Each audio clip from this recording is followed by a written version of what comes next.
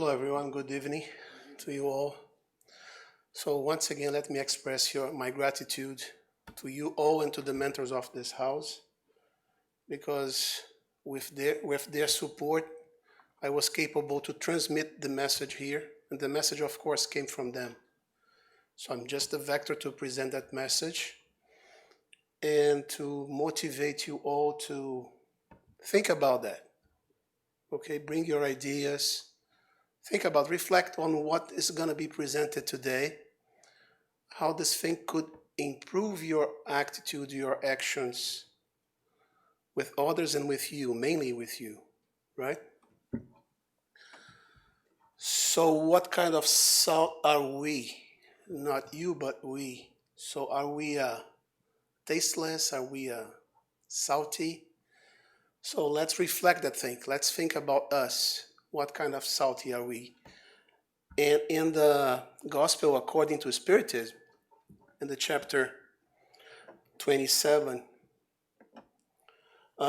Be Perfect, Allan Kardec mentioned to us that the true Spiritist, I could extend that thing to true Christian, the one who proposed to follow the Christian words, can be recognized by his moral transformation and by the efforts he employs to tame his bad inclinations. So that's key. So if you like to learn Spiritism, that's a key message. That's one of the main messages of the Spiritism. So see yourself, try to tame your bad inclinations, and then you're going to perceive that you are going in the right direction. Okay, so the reflection of the night is regarding the parable of Jesus, presented in the Gospel of Matthew 5:13 to 16. I think most of you have heard or have read that thing before, right? How many of you have listened about this parable of Jesus? How many of you here? You see 30%, 20%. It's not so much. But at least you hear some music, some message about this message. So the ones who actually have read that message, do you really understand what is behind the message? Because I've seen a lot of, not misinterpretation, I'm not here to judge anyone, but interpretations are like a political thing. So this is not political. This is something related to your behavior, not political. And some people try to deviate that message to a political way. So don't use that thing as a political thing. Use that thing as a self-knowledge. So directions provided by Jesus. So what we need to do, the way that we need to move, the way that we need to present to others. So let's read together here. So you are the salt of the earth, but if the salt lose its saltness, how can it be made salty again? It's no longer good for anything except for to be thrown out and trampled underfoot. You are the light of the world. A town built on a hill cannot be hidden. Neither do people light a lamp and put it under a bowl. Instead, they put it on its stand, and it gives light to everyone in the house. In the same way, let your light shine before others, that they may see your good deeds and glorify your Father in heaven. Simple, straightforward, but very deep, very, very deep. If you reflect each line or each word here, it's very, very deep in terms of self-knowledge and what you actually are. So to understand it better, let's understand first who was Matthew, the apostle who wrote that thing. So Matthew, he was born in the tribe of Levi. If you know a bit about the history of Israel, Israel was divided into 12 tribes. And Levi, the tribe of Levi, was the only one who didn't receive any piece of land. They just received the honor to take care of the temple where the Jewish celebrates the single God. So it's very important for the Jewish people, the religion, and so it was an honor for this people to have to take care of the temple. And Matthew was a Levi, which means that he has the knowledge of the religion. He knows what is God. But he was a tax collector as well. A tax collector, a publican at this time. I think most of the Jewish hated them. If I cannot tell you 100%, but 99.9% of the Jewish hated them because they get the money from the people and give to Romans and give to the king of Israel, which is Herodes. Who is Herodes? And he was a tax collector working in the city of Capernaum. Capernaum is the city where Peter, James, and Andrew, they all came from Capernaum. Capernaum is a fisherman village in the Galilee Sea. And he was the tax collector responsible for that area. So imagine how the people there, how the fishermen there loved him. Of course not. And but he was in conflict with himself. He didn't like the way that the people treated him. Because, it's not comfortable to take money from your people and give to the king. So he's part of the people. He was in conflict.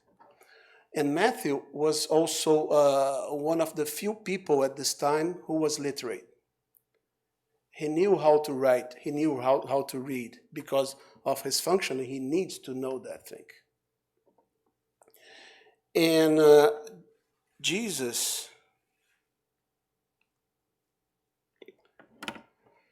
invited him. He was the only one of the 12 apostles that was invited by Jesus to be part of his main team, as we can say here.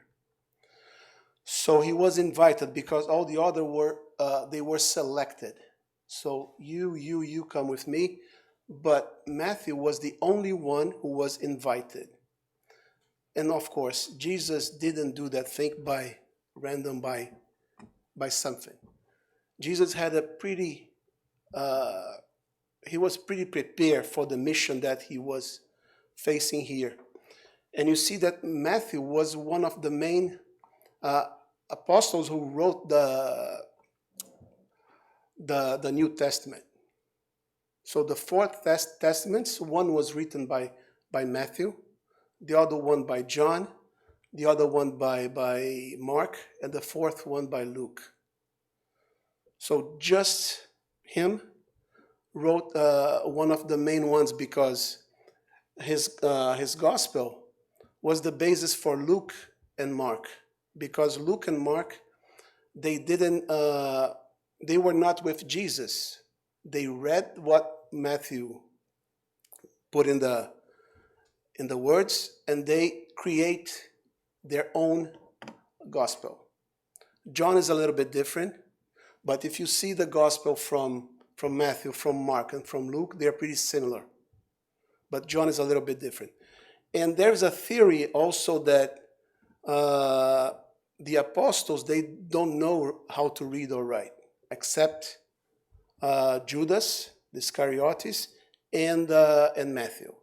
But this is a theory, we cannot prove that thing. And there's another theory that actually Matthew taught John to write. So you see how influent was Matthew in the apostles, if this is actually true. But anyway, he was literate. So Jesus invited him to come with him, because of course Jesus would need someone to put that thing in a paper. And what is very interesting on that thing is that this paper was also a copy of this paper from Matthew, was given to Gamaliel. Gamaliel was the Rabban of the Synedrium. So Synedrium as we can say, is the political and religious place where the Jewish decide what should be in the people. They could also send people to death. They could also change laws and so on. So Synedrium in Jerusalem was formed by the let's say the top ones in the Jerusalem society. Okay, and Gamaliel, if you had a chance to take a look into the Paul and Stephen, the book, Gamaliel was the professor of Paul. So you see, Gamaliel received the pages from Matthew, and he read that thing, and also gave that thing to Paul. Gave that message to Paul. You see how God is fantastic? All the message was transferred in a pretty planned way. So just to illustrate that thing. And so Matthew was part of the 12 apostles, and he was the one who wrote one of the Gospels.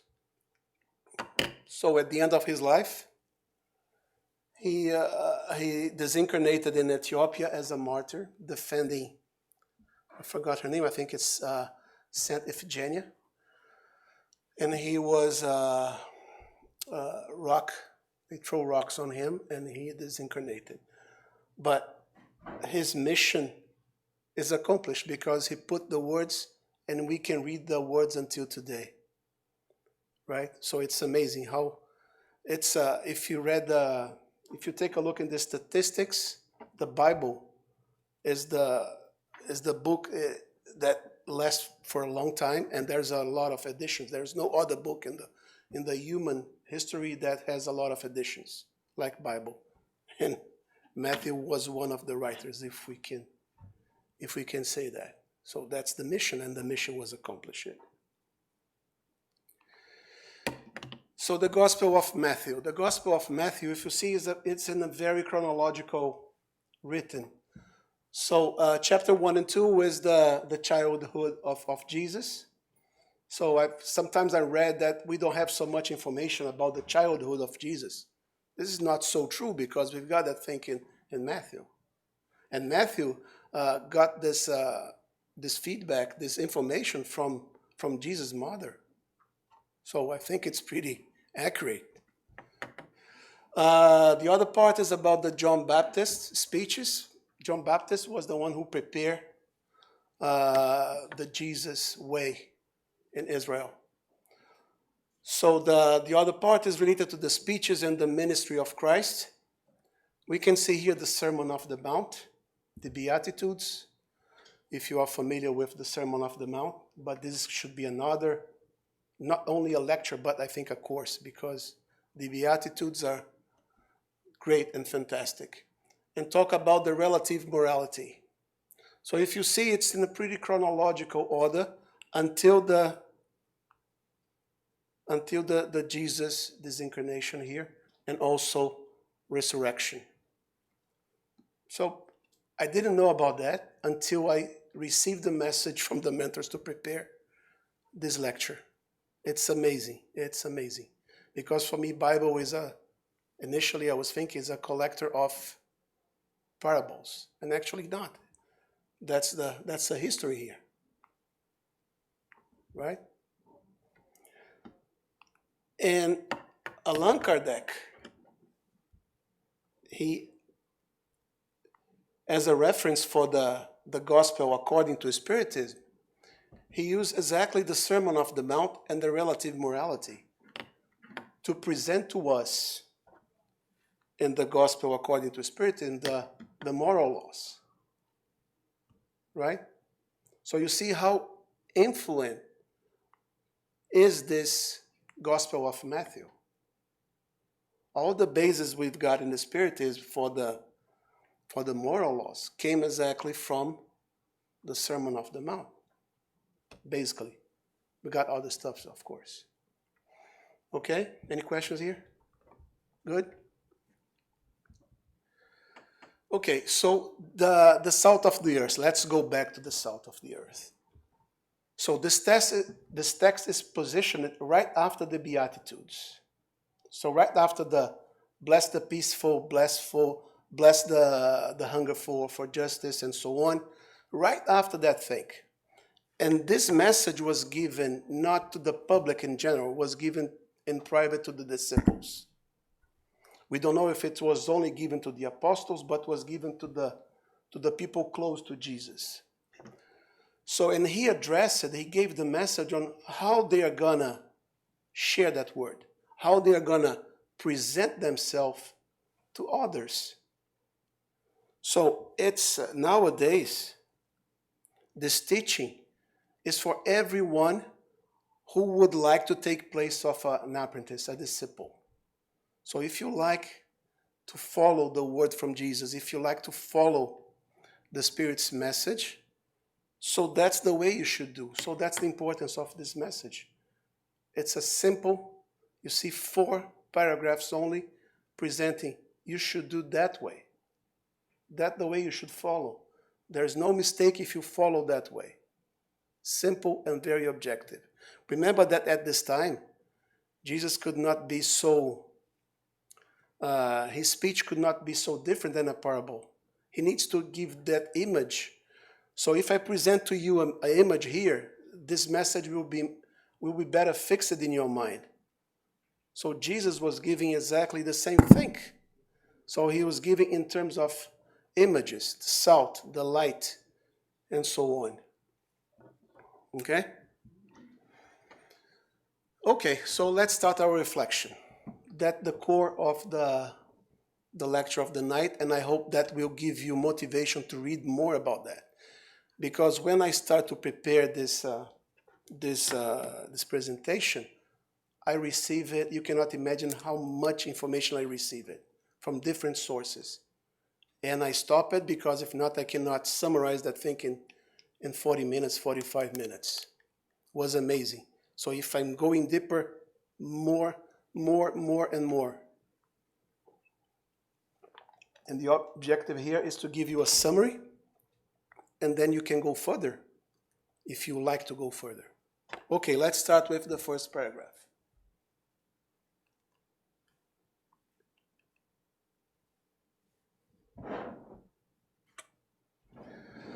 You are the salt of the earth. So Jesus in this paragraph, he didn't say that you are the salt of the earth if you do that.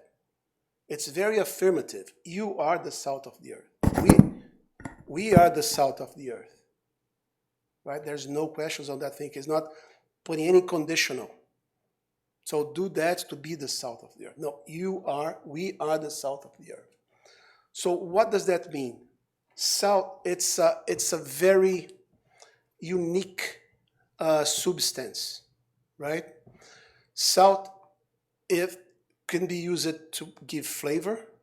That's the main purpose, is to give flavor. Salt can also be used to keep food, for example, flesh, meat. So you know that we can put salt and that will last for a longer time. But also salt can destroy, right? If you put a lot of salty in something, it will not grow anything.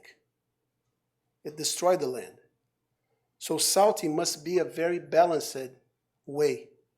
So when he talks about salt of the earth, is to be balanced. So present yourself to be balanced and not corrupt. Salt is a substance that it's not so easy to corrupt the salt, to contaminate the salt. So if you mix salt with everything, the flavor of the salt will be on top of the others, right? I'm not a cooker, but you feel that the food is salty, or the food has no salt, it's tasteless, right? It's saltiness. So the message here is to be balanced. You are the salt of the earth. Be balanced and don't be corrupted by the world, by the bad inclinations, right? So don't be corrupt. Be balanced. Don't be fanatic. Present the message in a very calm and balanced way. That's what I said. So if the salt loses the property of saltiness, for why do I need the salt? It's going to be sand to step on. We don't need the salt. So there's no flavor. in something saltiness, right? So that's the message here. You are the salt of the earth. So you are the balance. You need to keep your balance. Present yourself very well balanced. Next one, the 14. You are the light of the world. The same way Jesus presented to us, not in a conditional, presented in an affirmative way. You are the light of the world. So we are the light of the world. What does that mean? It means an educational purpose. To give light is from the dark to the light. Education. Educate the people. Indicate the best way to move forward. It's like a lighthouse. You've got a lighthouse. Lighthouse presents you a direction in the dark, right? So the same way here, present the direction in the dark. Be balanced, and present the direction. Teach the people how to do that thing. Give them a north. Give them a right direction.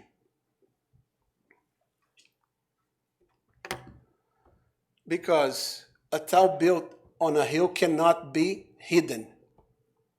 That's exactly. Spread the message. Tell the message. Don't hide the message. Don't put the message just for you. Spread the message. Be confident. If you are salty, if you are the light, be confident on transferring the message. And this message from Allan Kardec.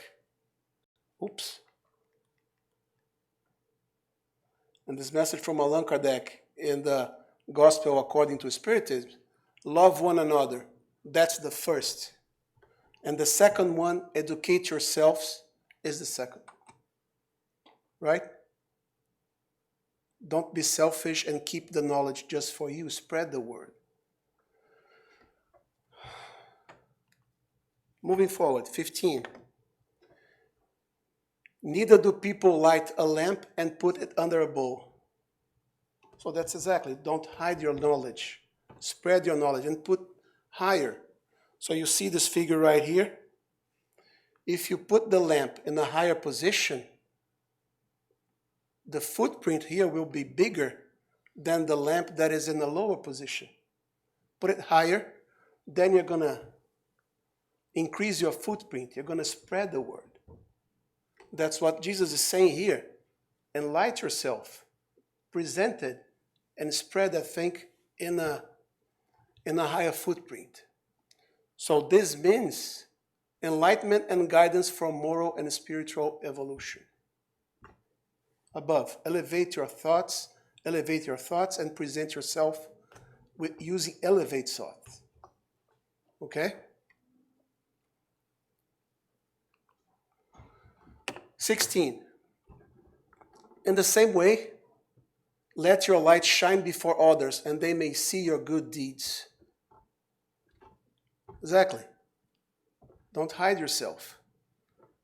If you understand the message, if you are a Christian or if you are a Spiritist, study, you'll learn, and then spread that message.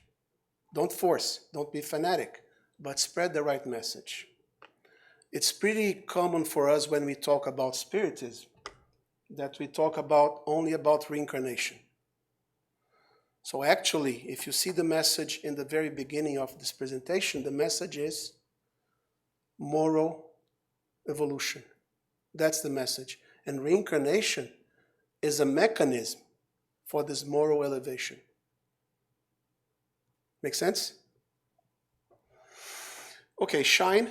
So shine is reflecting the light, right? You are brilliant. You are reflecting the light. Present yourself before others. Enlighten others. Contaminate others with light, with a good message.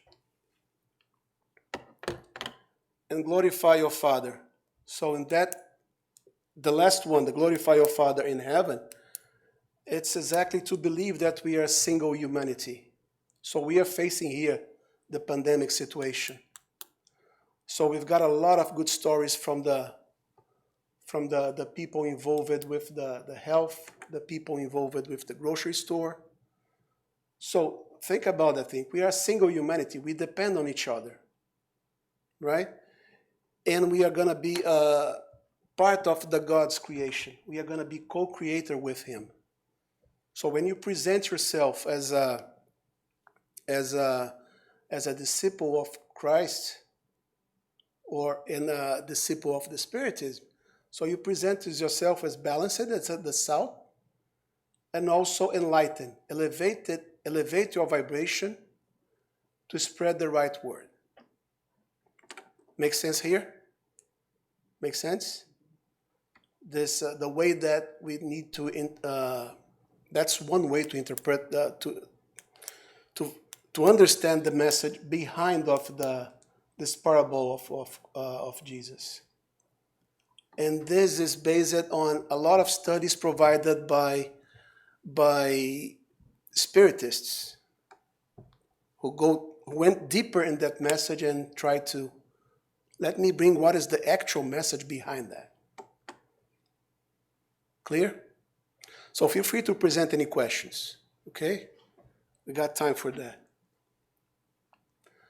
Okay, Marcio, you talk about the thing, but what are the good actions that we need to do? What are the good actions? What do you mean by good actions? What does that mean?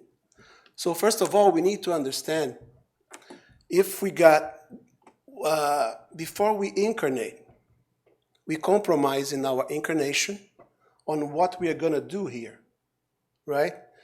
And when you compromise, it's going to be into three types. Could be a mission, could be an atonement, could be a trial. So let me explain each of them, and let's understand exactly what is a mission. A mission is that you've got a commitment and collaboration with moral and spiritual development of others. So you're going to compromise. For example, if you are a father coming in a mission of a fatherhood, your compromise with your kid is to help him on developing his moral attributes. That's one simple example. We've got missionaries here, a lot of examples in the humankind history. So you've got Gandhi, you've got Mother Teresa, and there's a lot of examples. That's a mission. So, and commitments means sacrifice. Makes sense, right? You're going to sacrifice. You're going to give your time in the benefit of other. That's a mission. Atonement. Atonement is basically a review of mistakes that we did in the past lives. So it's a review. I'm going to re-encounter with the mistake and try to recover myself. It's like I'm going to compensate what I did. I don't like to say that. It's, once again, you are put in touch with something that you didn't perform it so well. We got a lot of examples. For example, if a politician that didn't use the public money so well, the next incarnation, he will be confronted again. Okay, let's see if you are okay right now. And try how many times it's needed. God knows. We don't know. And trial. What is a trial? Trial is an encounter with a new knowledge and moral challenge. It's a verification of the right understanding against Jesus' moral teaching. Okay, it's new, something new. You cannot receive an atonement for something that you didn't know. Any questions here on this difference of the three types that we compromise before we incarnate? So let's understand how this thing follows our spiritual evolution. So the spiritual evolution, we are all going to follow this evolution. If we don't want, if you want, we are going to follow. The speed is only depending on us. The throttle bar is only depending on us. There's no other one who could follow this evolution right here. So this graph right here means that from 0 to 100%, let's say you compromise in your incarnation, right? So if you're in the very, very beginning, The very, very beginning, we are spirits, ignorance. We don't know anything. So 100% of our actions will be trials.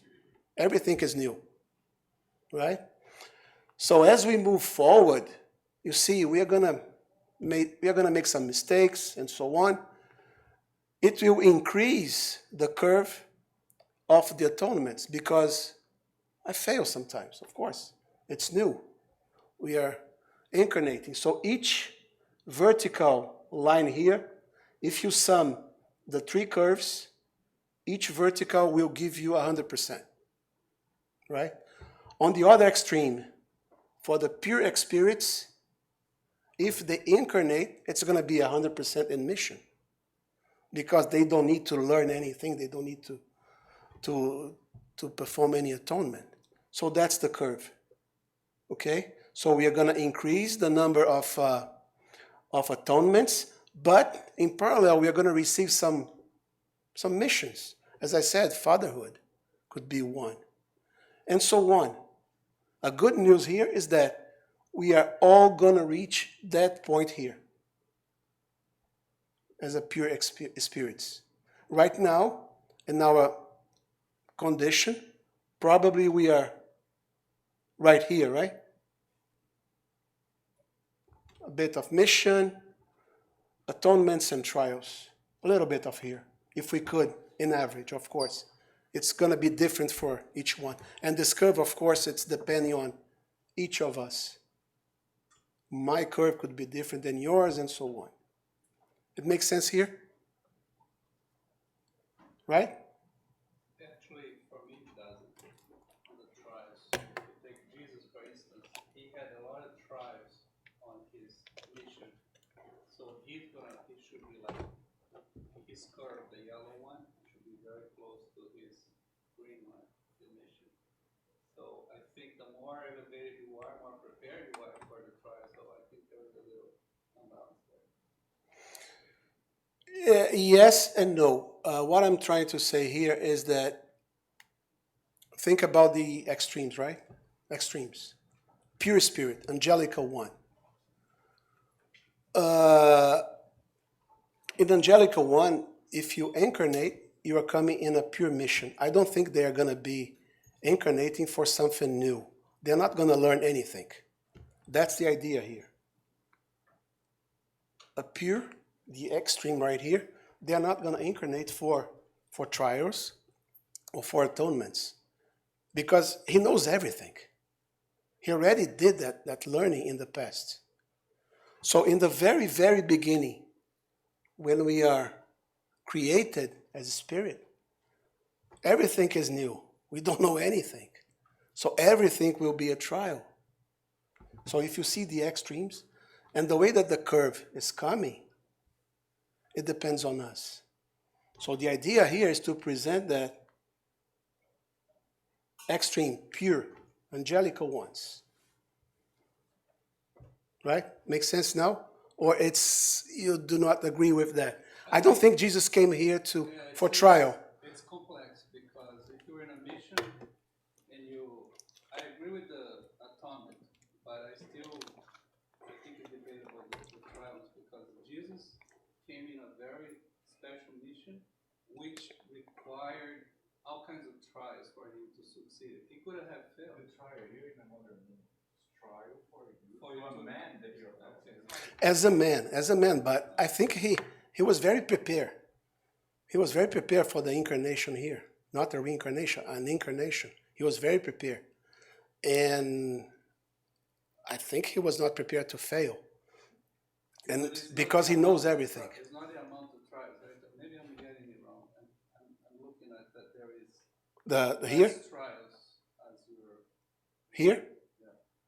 No, zero. One thing that might be Zero. confusing is that you have to look at the graph as a compilation of lives. Yeah. So it's Here. the evolution of the spirit. Like Here. Put it there, right? Yeah. What he's saying specific is a single lifetime of Jesus. So it's not there. No, You it's know, right here. Yeah, because it's just a single one. But when you look at a compilation of different lifetimes, Yeah, Exactly. The graph makes a lot of sense. That's what he said. So each vertical here, if we got an engineer, we say derivative. So the small portion here, get a vertical here, a vertical here, a vertical here. So each vertical is one incarnation. And the sum of incarnations will give you the evolution.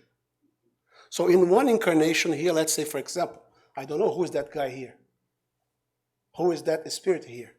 So in this incarnation here, let's say this one is the incarnation number 150. I don't know. So it's going to be something like here. It's going to be mission, atonements, and trials. So if you sum, it's going to be 100%. So Jesus in this extreme right here, if I can say, it's very far from here. Very far from here. So he will be, yeah. What was the question? The question is that Valdo presented that Jesus came in trials as well. And I think he came in a mission. He came in a mission, pure mission. He was he is the pure spirit, an angelical one. And he came here, 100% of his compromise was in a mission. That's what I'm saying here. So his evolution here, it's beyond on that. Okay, allow me to share, I think, a very important perspective in terms of the Spiritism. Jesus is already perfect when he came. So was a true mission. It was not that he was really prepared. He was totally prepared. Yeah. Totally prepared.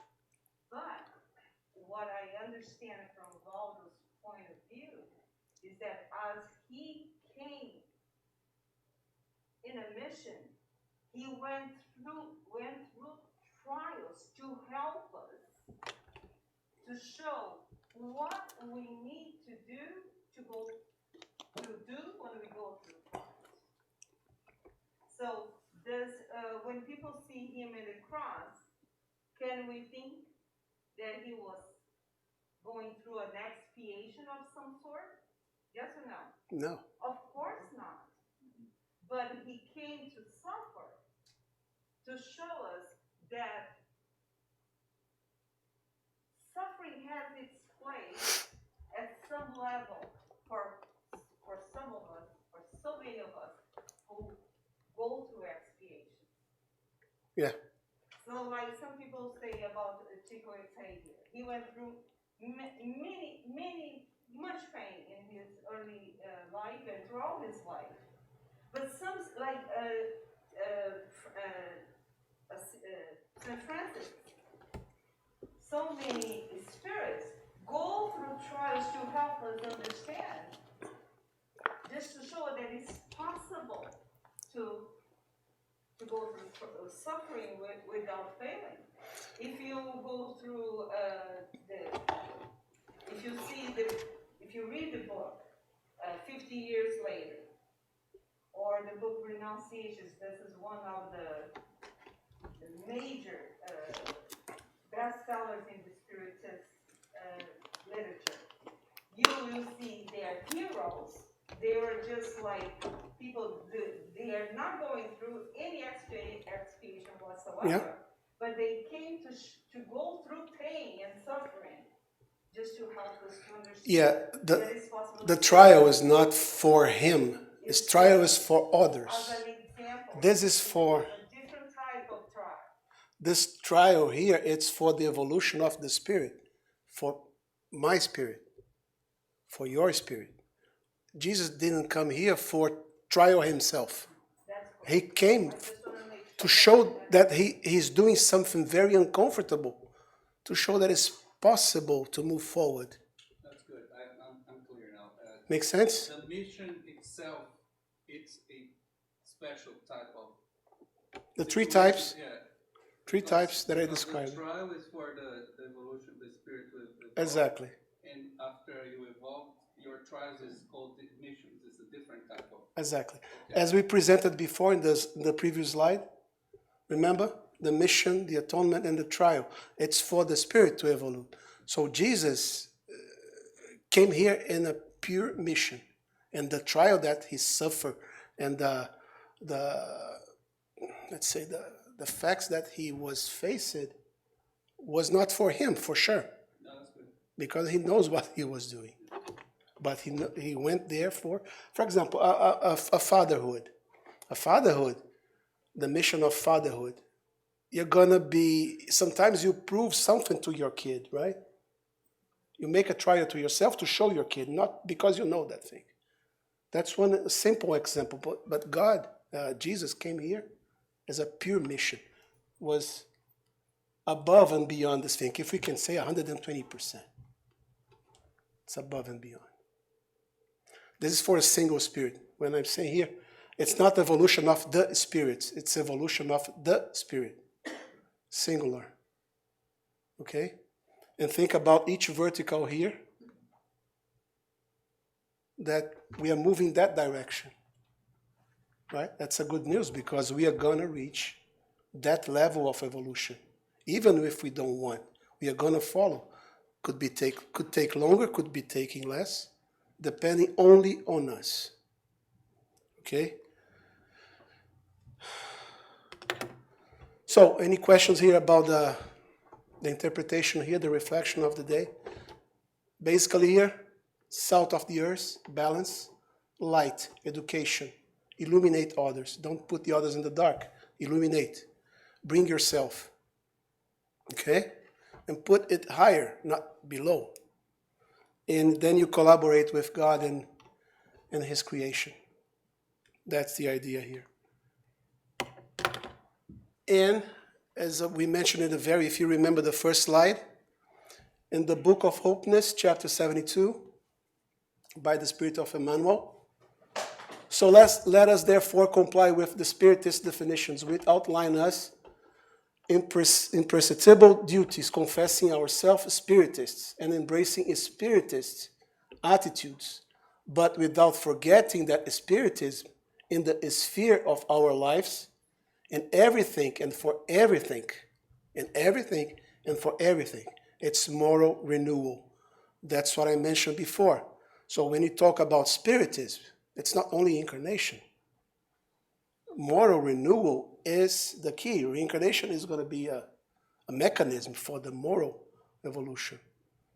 So that's the message here, that also Jesus is presenting behind the salt of the earth and the light. Think about moral evolution. Think about when you transmit a message. Think about, is this message helping the others for them to evolve? If so, good. If not, don't transfer that message. Right? It's not the right message. Be the salt. Be the balanced one. Thank you. Thank you.